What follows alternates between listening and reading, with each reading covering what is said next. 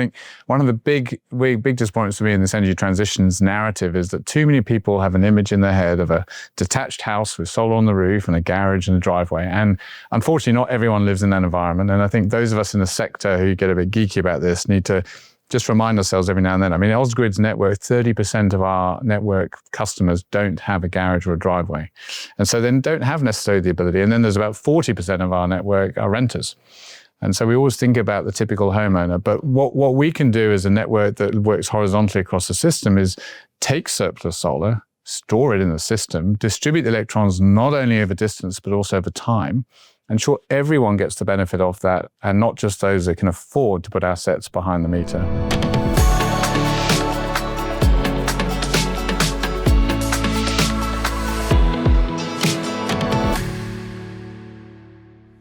Hello, I'm Michael Liebreich, and this is Cleaning Up. And we're filming here on Gadigal land. And I'd like to pay my respect to the traditional custodians of the land and also to their elders, past, present, and emerging. We're filming at the moment in the tunnels underneath Sydney. They're owned by Ausgrid, which is the distribution network service provider for the city of Sydney and for the area around it. These tunnels were built about 25 years ago when it was realized that the cables serving the city, serving the central business district, serving around a quarter of all of Australia's GDP were not resilient. And there was a major program to build tunnels underneath the city in order to house the cables for resilience purposes. So once we're done down here in the tunnels, we're going to be talking to the CEO of Ausgrid, Marc England, about not just that project, but also the challenges facing a distribution network operator in Australia with all of what's going on in the transition. Lots more solar and distributed resources, different technologies, different pressures. It's going to be a fascinating conversation. Marc, thank you so much for hosting me here at Ausgrid Central with fantastic views. Good morning, Michael. Good to have you here. So let's start, as we always do. Who are you, and how come you've ended up a British accent? And here we are in Sydney, Australia. Well, I'm Marc. I'm the CEO of Ausgrid today. Have been for a little bit over 3 years. My background is varied. I've worked across the UK, New Zealand, Australia in different companies, mainly in the generator retailer part of the market, the competitive market. So this is my first regulated monopoly, but enjoying it and having a lot of fun. I'm partly in Australia because I married an Aussie, but also in Australia because it's a wonderful place to be and there's lots going on here. Now, regulated monopoly, just to be clear, a distribution network service provider, as it's called here, disco, as it's called in places like India, a distribution company. So you're taking the electricity from the transmission grid and stepping it down and then distributing out to Sydney and the surrounding area. What's your geographical area? Well, in a sentence, we make electricity accessible. So actually, our purpose internally is make electricity accessible for all. So there's an equity element to what we do. Everyone gets the same service from Ausgrid, whoever you are, whatever home or business you operate in.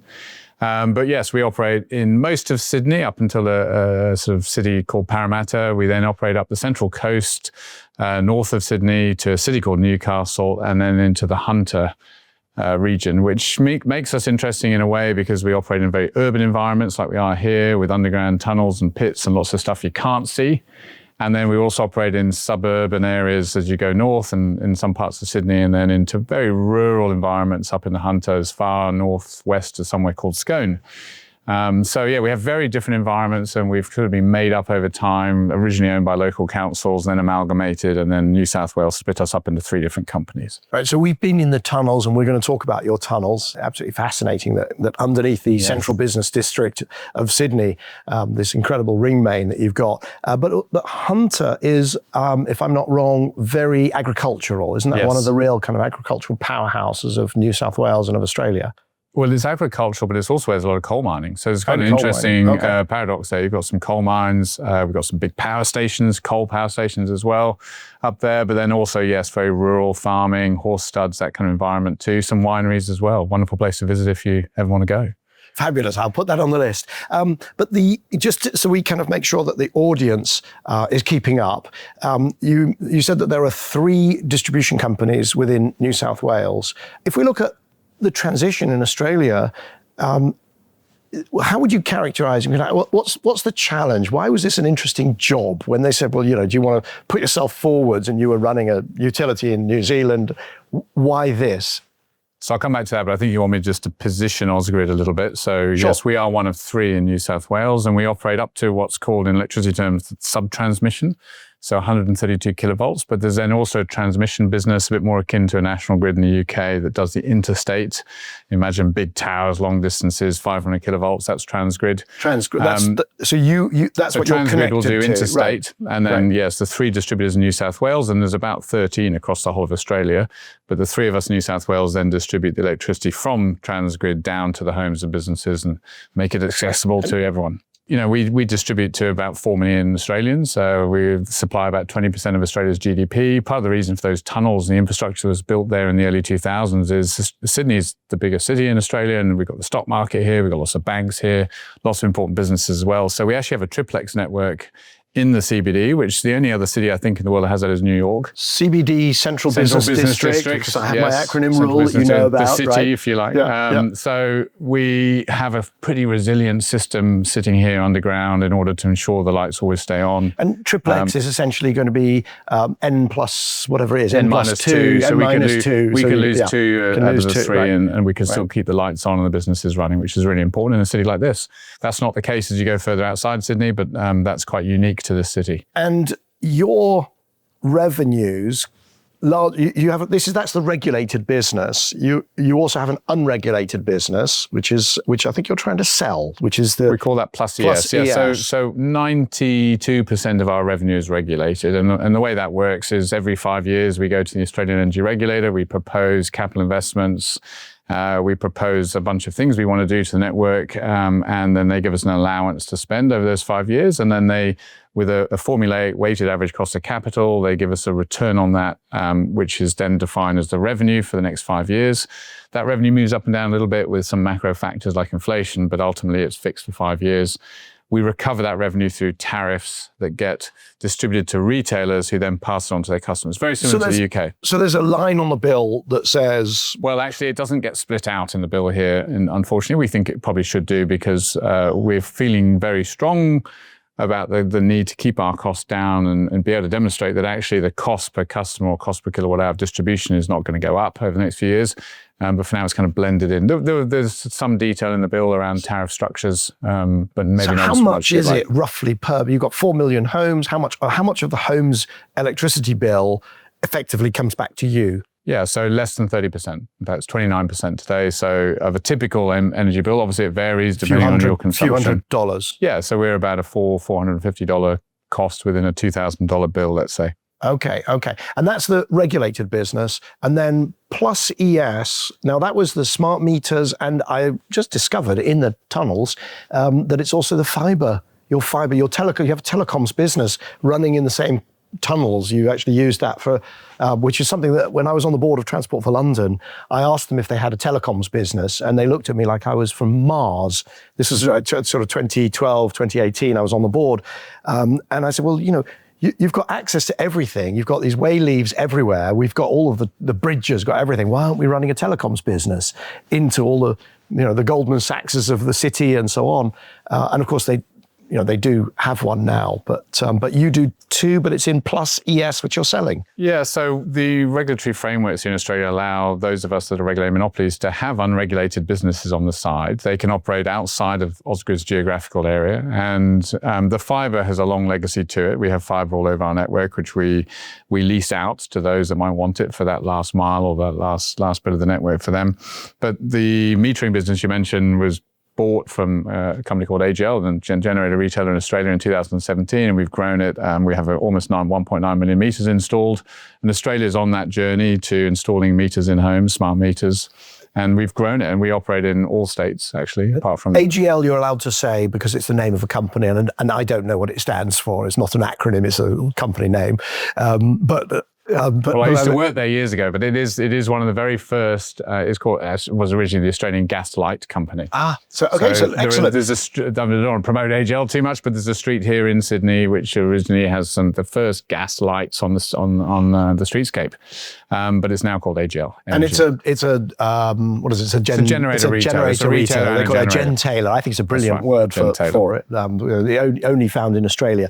But you're selling. Just touch on why are you selling Plus ES? Why sell it? I mean, isn't there, because as I travel around the world, a lot of regulated utilities are really excited about the unregulated bit because they're allowed to do stuff. And you're also sort of looking at doing more things, which we're going to talk about. Why not do them under Plus ES and hang on to it? Well, there'll be a new version of Plus ES. We're selling Plus ES, but we're actually not selling everything in it. We're selling the smart metering business. So the name might go, might not go, but we'll still have an unregulated business. And the reason for doing so is we've scaled it up reasonably well to 1.9 million meters.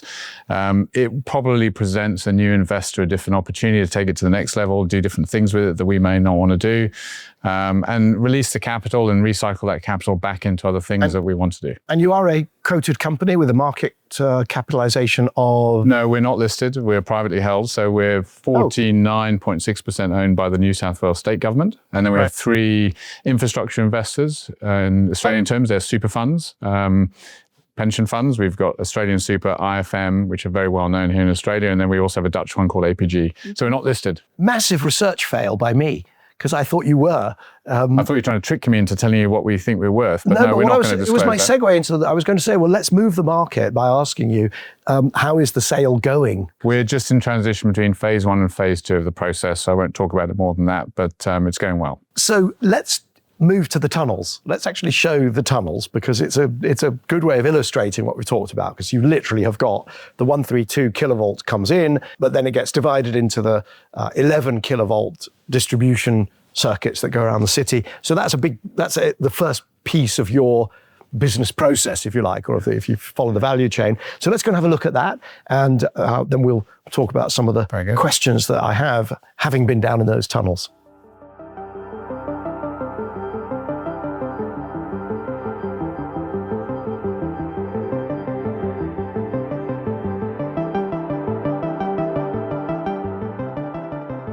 John, explain, where are we?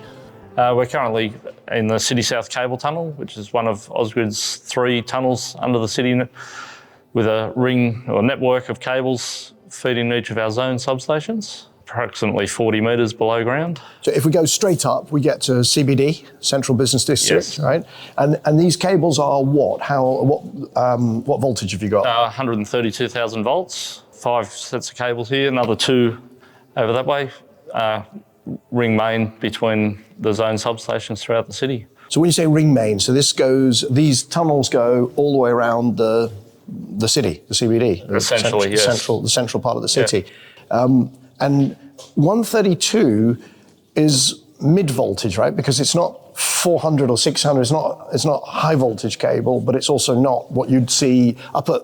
When you get to the, up at street level, it's going to be what, 11, something like that? For Ausgrid, this is essentially our highest level of voltage within the city, but then that'll step down to 11 kV in the zone substations, and then from there down to 415, 240 volts to the customer. And just to be clear, that's because Ausgrid, you say the highest is 132. That's because it's a distribution. Yes. It's a distribution company. It's not this is not transmission grid. I guess that's where I'm going. Yeah. So we get the power from Transgrid and then distribute that to the customer. Absolutely fantastic. And Mark, please thank your team for showing us around, and also for thank you for giving us access. It's a real privilege. I love visiting. I love getting a hard hat on and going and visiting infrastructure, because it's so easy in the world of energy to sort of exist in the PowerPoint zone and just go from one office to another, and one minister and one regulator and one investor and one company, and so on. You never actually realize that there is physical kit that has to be installed and maintained and made resilient and so on. So it's a privilege to see it. Well, I'm glad you appreciate it. I mean, a lot of people don't know what goes into making electricity accessible. It's there's a lot of infrastructure behind it. There's a lot of people behind it.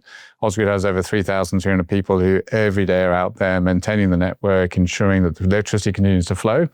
And we often get described as poles and wires businesses, but of course we're much more than poles and wires. When you add up the sub-transmission network, the substations, the transformers, there's a lot of kit that ensures this electricity keeps flowing to the 4 million Australians that we serve. So glad you appreciated it. And we spend most of our time and most of our effort, most of our capital on ensuring it remains integral to the economy. I want to talk about resilience. That's one of the themes for cleaning up for, I say for this year, but I made it a strategic sort of focus for us. But it is very top of mind. In a way, we're coming from an era where it was climate, oh, and please make it resilient. And it's now resilient, oh, and please let's do climate.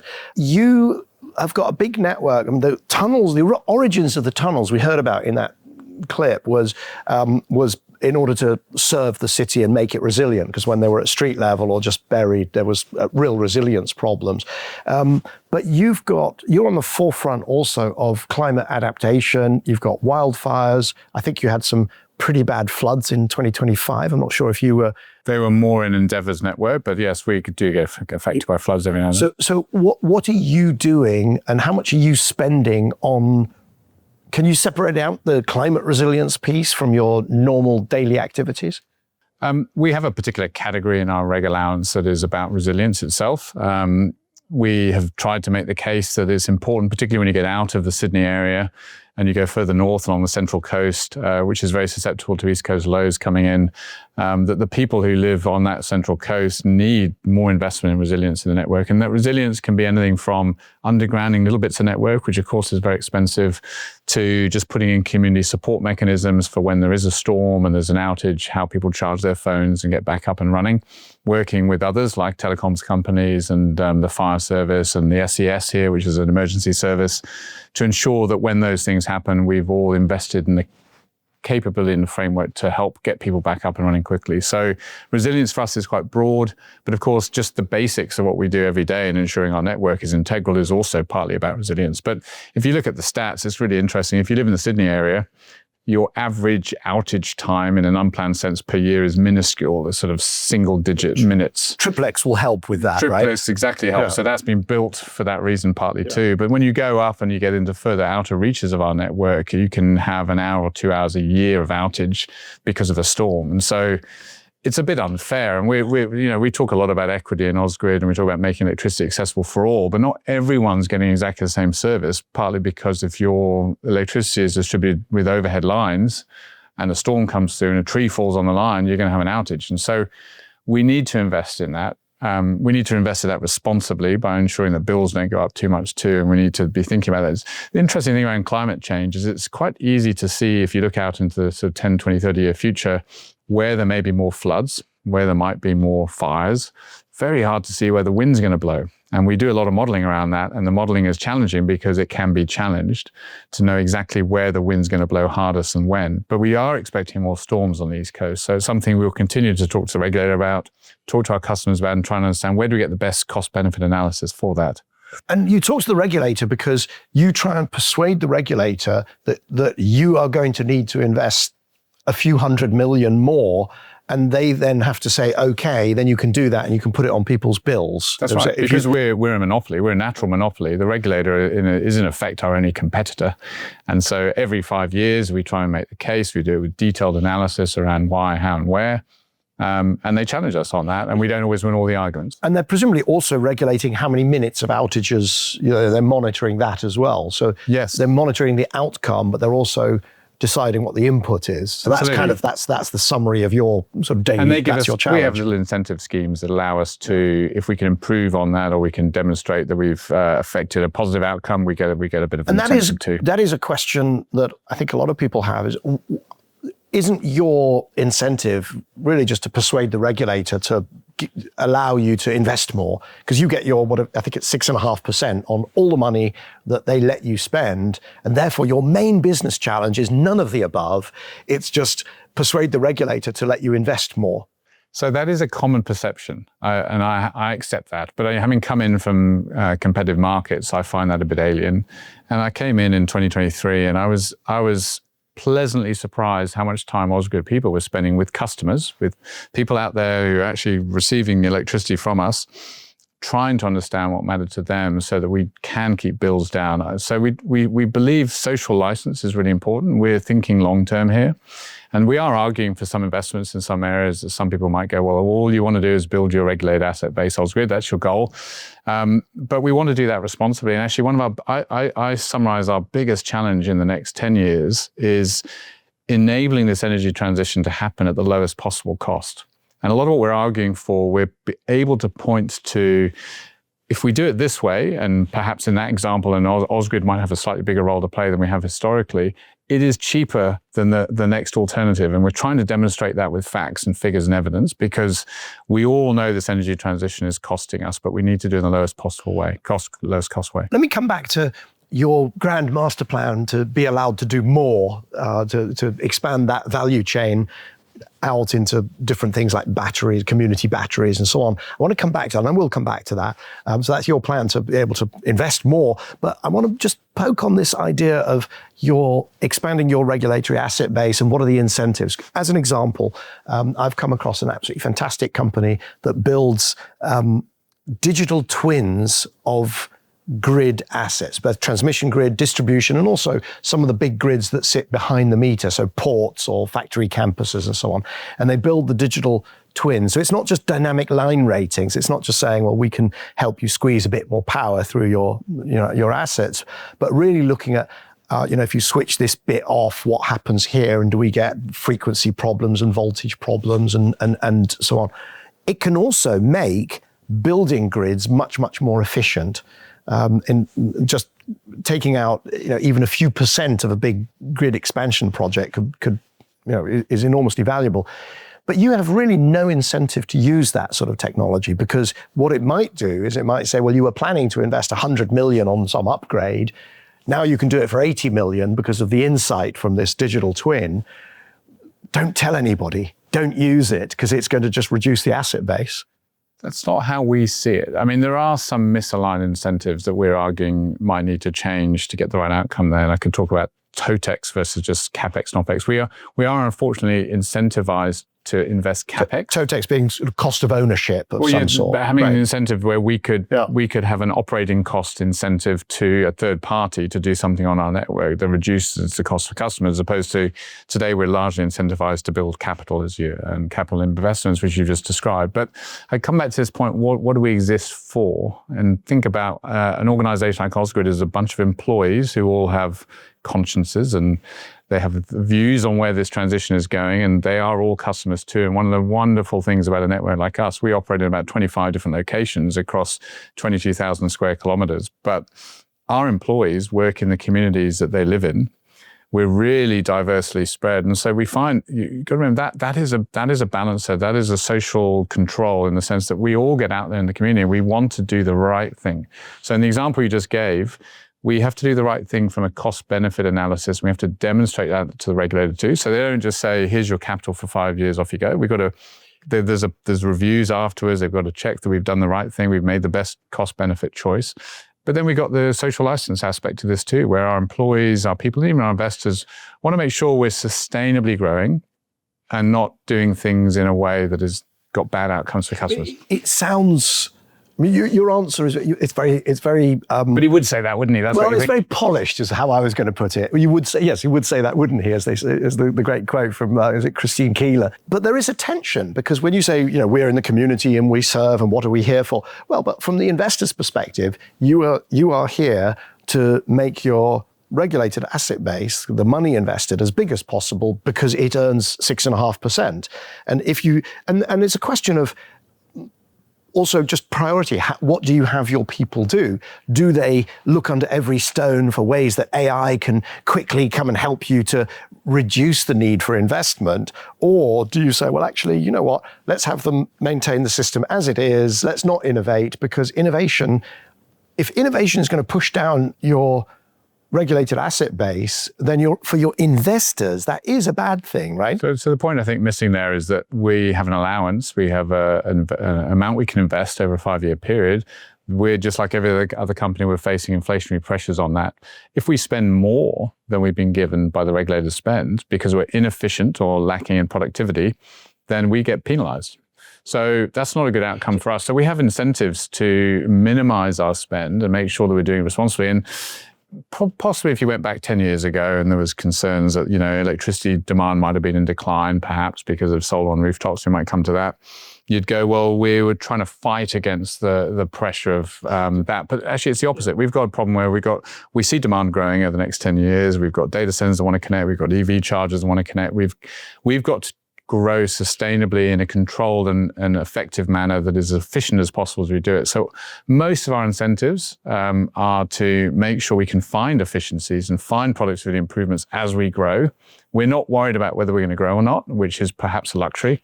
It's more about how do we grow sustainably and responsibly. So there's a mechanism in the UK, I can't remember what it's called, which remunerates innovation. And do you have something? We have similar things. You have similar things. Yeah, we have similar things.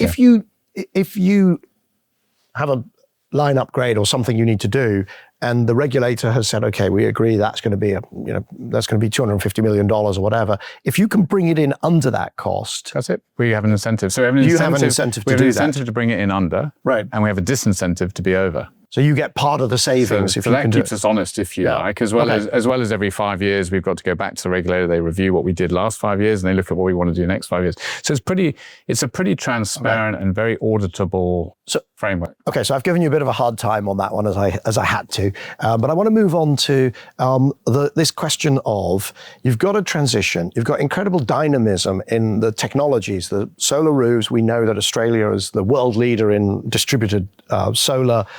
You've also got now grid-connected batteries becoming much, much cheaper. In the last couple of years, it's kind of 50% reduction. And as a distribution network service provider, DNSP in Australia, distribution company, you are not allowed to do. There are certain things that you're just simply not allowed to do. And you're pushing the boundaries. You want to do more. Can you talk us through that? Explain what you would like to do. What are you being stopped from doing, and what would you like to do? So it's fascinating, Michael, because there's many transitions going on within what everyone calls the energy transition. You've got the decarbonising going on upstream, replacing coal with wind and solar up in the wholesale market. Big projects. Yeah. There's a transition downstream behind customers' homes around demand, and demand's electrifying. People are taking on electric vehicles and also electrifying their hobs and so on, and hot water. So that's going on too, which is a different dynamic again. And then I think we've got this really interesting thing that's is a bit more nuanced, which is that demand is becoming much less predictable because you can't determine when someone plugs their car in, and supply is becoming much less controllable. So in the middle of all that, you've got a much more volatile system. And we sit right in the middle of it as a distributor. And we say we're the missing middle in this debate because not enough attention so far has been given to where can we offer some of the solutions, not all of them, to de-risk and reduce the cost of the transition as a whole. And certainly in Australia, and I think it's true in many countries too, most of the debate's happening in the upstream wholesale markets, large generation side of things, and then everyone assumes everything else will be done behind the meter by a customer. And we're saying, look, in the middle of this network, in the middle of this system is a distribution network. It was built as a rigid system where supply was controllable and demand was predictable. And as it turns the other way and it's less predictable and it's less controllable, we could provide a buffer. And that buffer is somewhat around storage. So one of the big topics for us is if you had more battery storage in the distribution network, we could take out some of that volatility and we could also make this energy transition lower cost for customers. Because historically, you were a one-way system. You would take electricity from the transmission grid, the distribution company, take from the transmission grid and then divvy it up and get it to companies, factories, homes, communities, sports centres, whatever. And it was all one way. And now, of course, it's very much trending towards two-way. So you've got everything from the home that's injecting and then but you've got an oddity in Australia where you've done very well at solar roofs on homes. You've done actually quite badly at factories, retailers, C&I, commercial and industrial. You've actually got a sort of missing middle there in the supply. Absolutely. But it's all coming through your grid, which is now bidirectional. Bidirectional, another way to look at it is the last mile has become the first mile. So sometimes of the day, the generation is all coming from homes and businesses back upstream. So it's quite an interesting dynamic to deal with. I forgot to say there's another rule, apart from the acronyms, is never to use the word prosumer, because I absolutely hate it. You said it, I didn't. It's yes, an I awful, do too. awful, I do too. Franken word. But the whole system's been turned on its head for certain hours of the day on a sunny day in Australia. So we're dealing with that. Actually, what's amazing, the positive side of that, I think networks are very resilient to that. You can flow electricity two ways. The only challenge is through the substation network, kind of like a cascade of transformers, a bit like a waterfall. You can go the other way, unlike a waterfall. The only challenge is if the capacity in a particular part of the network for receiving that power going the other way is less than the power that is flowing from homes and businesses, and then we have issues and we have to deal with that. But that's where storage could play a massive role, because if you had storage, you can keep the power local. So you don't need to use as much network. You don't need to use as much infrastructure. So you've mentioned warehouse roofs, which I find fascinating. There's two sort of misaligned incentives we talk a lot about. One of them is that if you own a warehouse roof, it might be able to take 2 or 3 megawatts of solar, but you are the landlord, you're not the tenant. Often the tenants in warehouses don't have high demand or consumption. So you sometimes see warehouses near here in Botany, near Sydney Airport, where you'll see a strip of solar. It might sort of be a sort of 50 kilowatt solar system, but it could take 3 megawatts on that roof. But the incentives are not there for the landlord to build 3 megawatts because they don't get a return for that. It's more complicated even than that, because the roof might not even belong to the landlord. You've even got companies, because the big roof providers, I'm not going to name any companies because I'll get their names wrong, but they'll actually own and maintain the roof. I hadn't heard that. But that's fascinating. But I mean, someone owns the roof. So what we as a network that works horizontally across the system can offer is a solution where you can incentivize them to overbuild and to pump that back into the system. And if the power could be stored locally, it could be distributed to everyone in the community, even those in social housing or in rental apartments or those that don't have their own roof. And I think one of the big disappointments for me in this energy transitions narrative is that too many people have an image in their head of a detached house with solar on the roof and a garage and a driveway. And unfortunately, not everyone lives in that environment. And I think those of us in the sector who get a bit geeky about this need to just remind ourselves every now and then. I mean, Ausgrid's network, 30% of our network customers don't have a garage or a driveway. And so then don't have necessarily the ability. And then there's about 40% of our network are renters. And so we always think about the typical homeowner. But what we can do as a network that works horizontally across the system is take surplus solar, store it in the system, distribute the electrons not only over distance, but also over time, ensure everyone gets the benefit of that, and not just those that can afford to put assets behind the meter, buy a battery or buy a solar system. So we're really motivated by that because we see misaligned incentives that we could help solve. So when we say we want to do more, it's not out of a sort of desire to just grow our regulated asset base. It's out of a desire we can see a problem we can solve.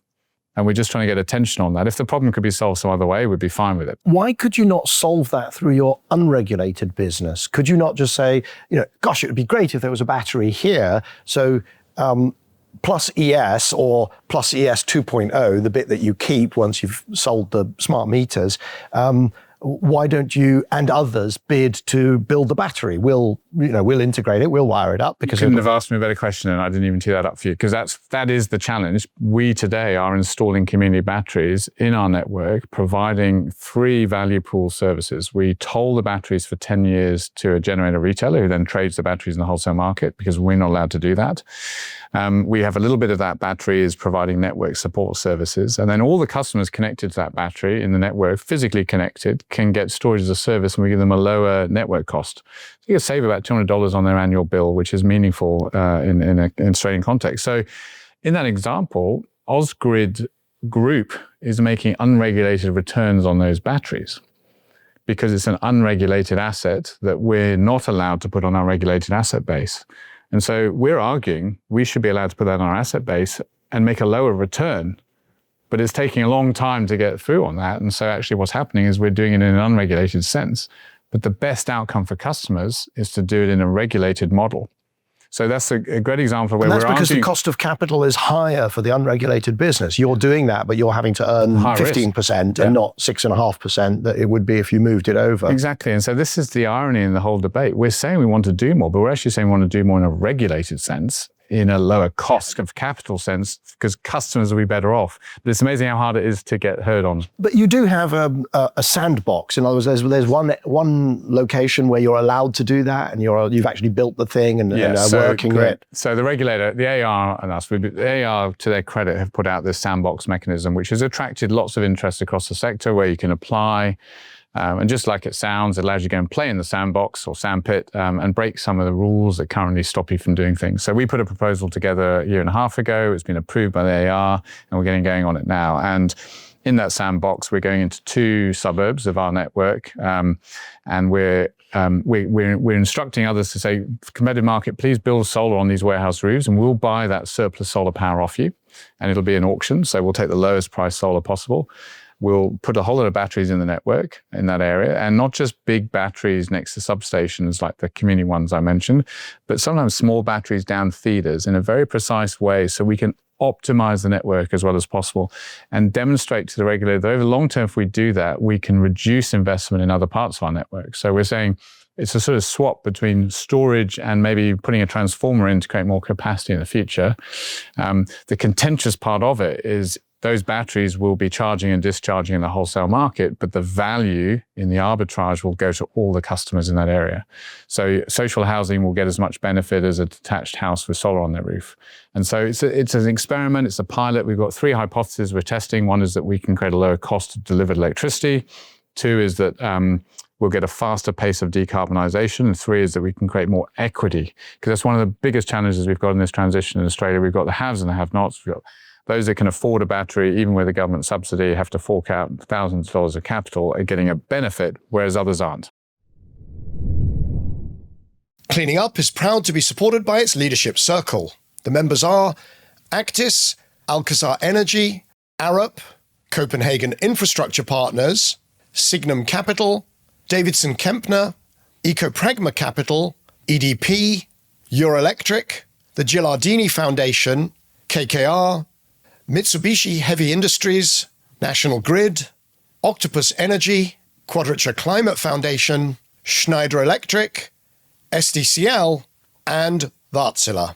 For more information on the Leadership Circle, please visit cleaningup.live. To keep up with all that's going on in the Cleaning Up universe, make sure you subscribe to our newsletter. Written and edited by my long-time New Energy Finance and Bloomberg NEF colleague, Angus McCrone, it comes out every second Monday. Angus provides the latest on the episodes we're recording, the events we're hosting, stories we're watching, and what Bryony Worthington and I are up to. To sign up for the Cleaning Up newsletter, visit cleaningup.live. You've got now 41% across Australia, I don't know what it is in New South Wales, of homes that have got solar. I don't know if you're above or below the Australian average. We're below the average because of Sydney, because in the CBD area, harder to do in a city.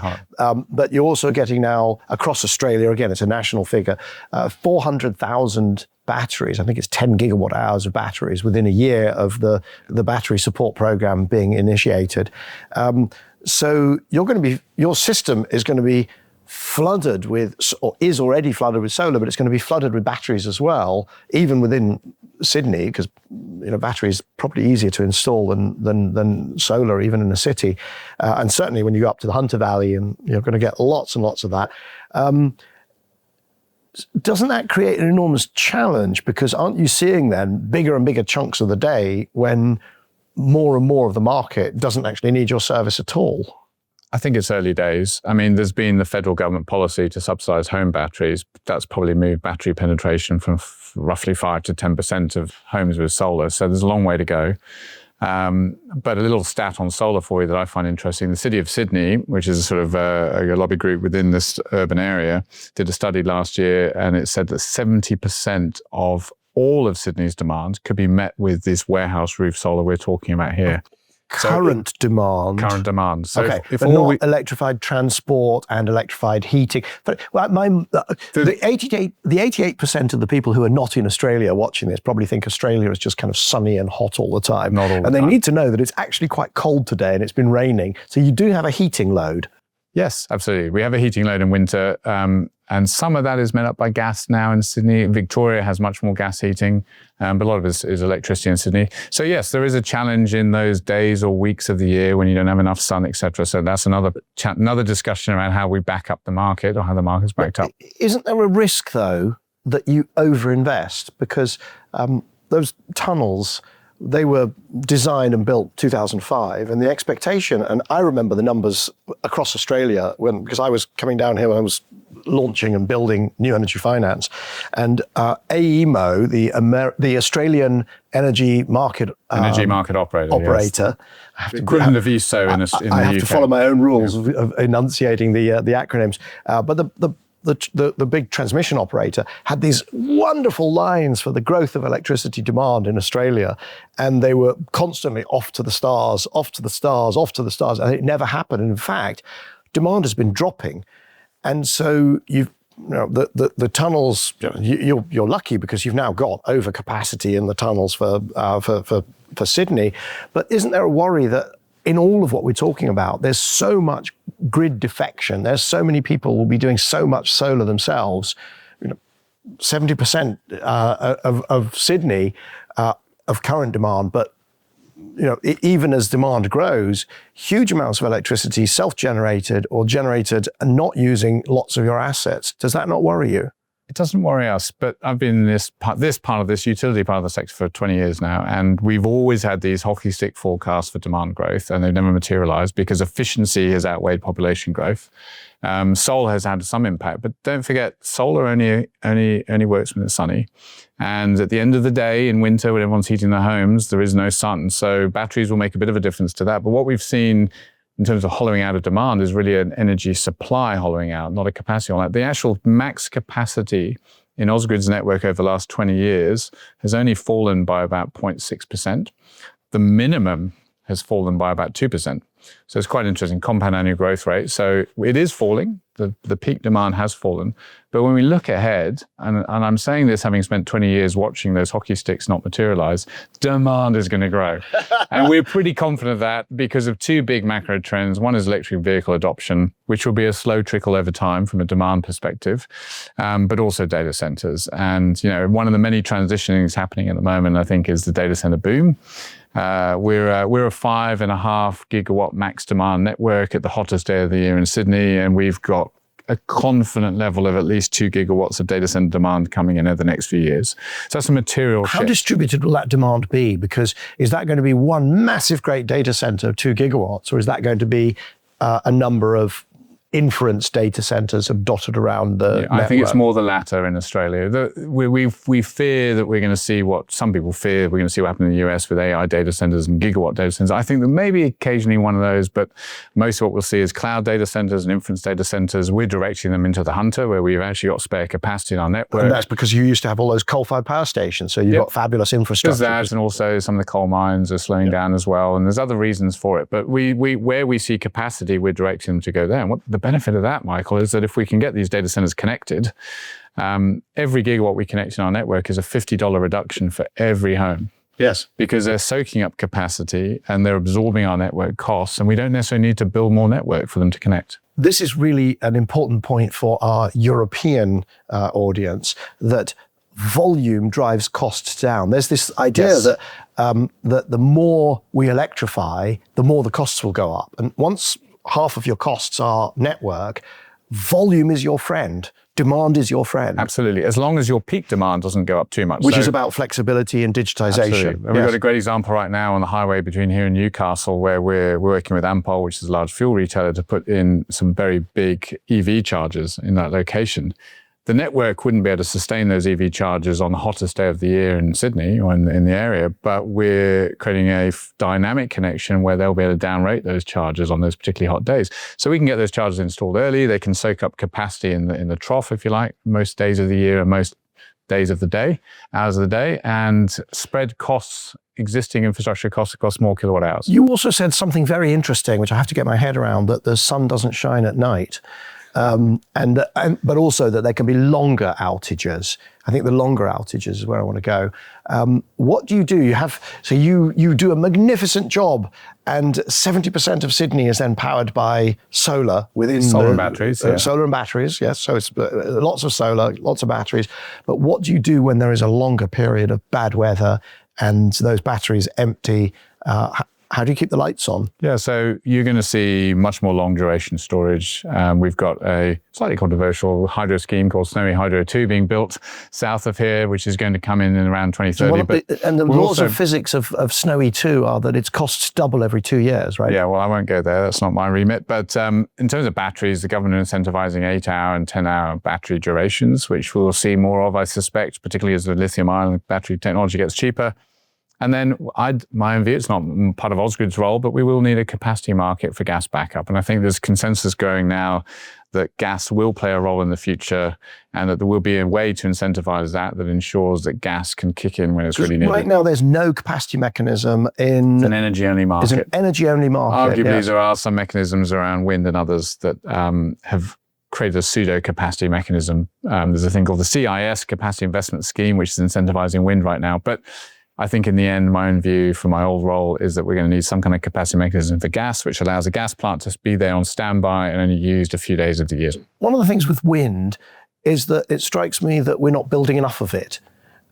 Because in a comparison, wind versus solar always wins on cost. Yes. The problem is then you've got only solar and it all correlates. But you need, so how do we incentivize different forms of generation? Frankly, in the UK, nuclear and everything is all a bit ad hoc. There isn't a real systematic approach. But are you building enough? Is New South Wales building enough wind for your liking? So again, Ausgrid is sort of neutral to what generation capacity is built, but obviously we have a vested interest in this energy transition going well and lowest possible costs, as I mentioned earlier. So diversification helps that. Absolutely. So last year, the 3 networks in New South Wales got together and created a distribution systems plan. It's quite interesting because it's the first techno-economic model of a distribution network, certainly in Australia, we believe, looking at what would be required from a technology perspective in order to get the lowest possible cost outcome and de-risk this transition. We concluded collectively, and we've submitted this to policy makers in government, and they're taking it quite seriously, that you could save about $4.3 billion in this transition across New South Wales, that it would reduce New South Wales' dependency on Queensland and Victoria for energy too, because we are an interconnected national electricity market. And it would also reduce the amount of gas by about 5 terawatt hours over 4 years that would be required in those gas-fired power stations. And the key, and you're mentioning it, is that we need uncorrelated wind. We need wind in different geographies as well as the solar. So there's never, and this has always been the case in this sector, there's never a panacea, there's never one silver bullet from a generation perspective. I think we're seeing ups and downs of wind development in Australia. There's a problem right now where not enough are getting through final investment decision, but that'll be corrected in time. And I think we'll see enough wind come in due course. I mean, we're also pushing, by the way, one of the things we can do is push the idea of a sub-transmission renewable energy zone. So Ausgrid and others are pushing that, and we're doing one right now in the Hunter Valley. And we're pushing it because it's a much cheaper way to connect wind into the system. So the current paradigm has been, or the prevalent paradigm has been, build large wind farms a long way from where the power is used, because that's where coal used to be, a long way from where the power is used. And we're saying bring it a little bit closer. Sub-transmission network, 132 kilovolts is cheaper to connect to. We can also we can augment lines that already exist, so we can build more capacity in brownfield locations. We don't need to take out new tracts of land across farm. We don't need to upset local communities as much, and so we can compartmentalize it a little bit more and get a much lower cost. For us, we think it's about a third of the cost per gigawatt to get new renewables into the system in that mid-tier sub-transmission level. So that's one of the solutions too that the distribution systems plan pointed to. So I want to just finish by coming back to this question about resilience, right? Because the topics we've covered so far they're very much transition related. In other words, you've got climate transition, you've got technology transition, digitization transition. I do worry that we focus on that to the exclusion of other forms of resilience that we need to be thinking about. You've got hailstorms here, not because of climate, but just because there've always been hailstorms here. You become very dependent on solar. You become then very exposed to a really, really bad hailstorm, do you not? And what actually happens? Have you modeled what happens if there's a, it doesn't have to become all the climate folk are always saying, what was a once a century will become once every 10 years. It's like, okay, even if it's once a century, if it takes out a sufficient chunk of the generation, haven't we got a really bad problem? So I think there's several things in what you're saying, Michael, but I mean, I think 1999, I might get the date wrong, there was a pretty big hailstorm in the Sydney area. And they do happen from time to time here, amazingly, but they're very geographically isolated. You don't get hail over the whole of New South Wales in one go. But if you had a hail... This is the beauty of a network. But if 70% of the electricity in Sydney comes from solar and the hailstorm hits Sydney, that's pretty bad, no? That's pretty bad, but I've not seen a hailstorm hit Sydney as a whole like that. You've only been here about 2 years. Maybe. But that's the benefit of network. You said earlier, will people come off the network? Or you kind of insinuated there's a death spiral because of demand and people wanting to produce their power locally or behind the meter, if you like. But being networked is going to be key here. So it's networked in a community, networked across the state, networked interstate will create some of that resilience that you're talking about to make sure that if localized issues do occur, then we'll all be okay because we'll be able to reroute the power. There was also, the other thing that keeps me up at night, which is not climate related, is geomagnetic solar storms. And there was one in, I think in Victoria, that took out 8,000 homes in January this year. And I was reminded of this when I saw your transformers, because that's one of the things that apparently solar storms will take out transformers, and they look pretty big and slow to replace. So do you have a plan if there's a really bad solar storm to get everything back up and running, or not to let it? We certainly don't have a plan to replace our whole network in one go. That would be almost impossible. But we have resilience in terms of spare parts and componentry. It depends on where it hits, depends on the size of the transformer, depends on the lead time for the supply chain. But remember, a network is a network for a reason. It's not a single line necessarily. There are some examples where you have single feeders going out into remote areas. But we are rerouting the electricity all the time in communities. We might have an outage over here. It could be a planned outage for a bit of maintenance. We could have an unplanned outage because a tree falls on the line. In most cases, we operate in an N-1, so you can reroute the electricity to make sure the lights stay on. That's part of our job. So an isolated incident we could handle. An incident across the whole of our network in one go is almost But that's what a solar storm does. And in fact, I mean, by the way, it's not a trick question. It's actually, it is something that genuinely worries me. Has it happened anywhere in the world? Well, there was the Carrington event. So 1859, there was a massive solar storm, Northern Hemisphere, but it took out the telegraph system and all the communications at the time. The interesting thing is, what would it do if it hit now? And it would be absolutely catastrophic, absolutely catastrophic. And most countries have got plans. Australia, as far as I can see, has no real national sort of disaster plan for an occurrence of that magnitude. It's a great challenge. And it worries me, because that was only if it can happen in 1859, my assumption is it can happen in 2026. It's not, the world hasn't changed so much, the planetary geophysics. Well, it's interesting, around the same time, there was a massive La Nina or El Nino event.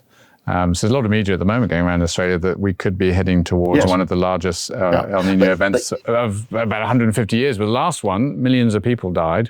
And we're more resilient than we were then, hopefully, but we have to think about these things. But can I say that because an El Nino or La Nina, everybody's attuned to that, because that's kind of like, that goes with the narrative of climate, and there's lots of resources and think tanks, and everybody will get, so that will get attention. And your point is the solar storm isn't well understood. Almost no attention, and could be absolutely dramatically, catastrophically bad. I think it's a good one for me to take away for our risk matrix and have a look at what that means.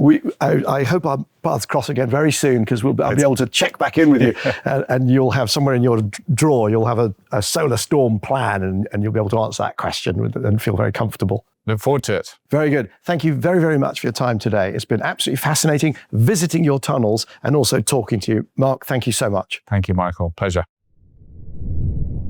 So that was Marc England, the CEO of Ausgrid, the distribution network service provider for Sydney and some of the surrounding areas here in New South Wales. As always, we'll put links in the show notes to some resources that you might find useful. So in particular, there's 2 episodes with CEOs of transmission grid operators, and that is John Pettigrew of National Grid in the UK, and Tim Meyer-Jürgens of Tenet Germany. And with that, I'd like to thank our cameraman for this leg of the Australia mini-series. That's Rob Moorman, but also particularly Joe Jagger and Kendall Smith, our head of operations, for organising this incredibly complex tour. Our producer, Oscar Boyd, our video editor, Jamie Oliver, the rest of the team behind the scenes, and the leadership circle, without whom none of this would be possible. And of course, I want to thank you, the audience, for spending some time with us here today on our Australia mini-series. Please make sure that you've subscribed to cleaninguppod.substack.com. That's the newsletter that will tell you when the next episode of this Australia mini-series comes out, and also keeps you up to date with all our normal episodes of Cleaning Up. Cleaning Up is proud to be supported by its leadership circle. The members are Actis, Alcazar Energy, Arup, Copenhagen Infrastructure Partners, Signum Capital, Davidson Kempner, Ecopragma Capital, EDP, Euroelectric, the Gilardini Foundation, KKR, Mitsubishi Heavy Industries, National Grid, Octopus Energy, Quadrature Climate Foundation, Schneider Electric, SDCL, and Wärtsilä. For more information on the Leadership Circle, please visit cleaningup.live. If you're enjoying this episode, please hit like, leave a comment, and also recommend it to friends, family, colleagues, and absolutely everyone. To browse our archive of around 250 past episodes and to subscribe to our free newsletter, visit cleaningup.live.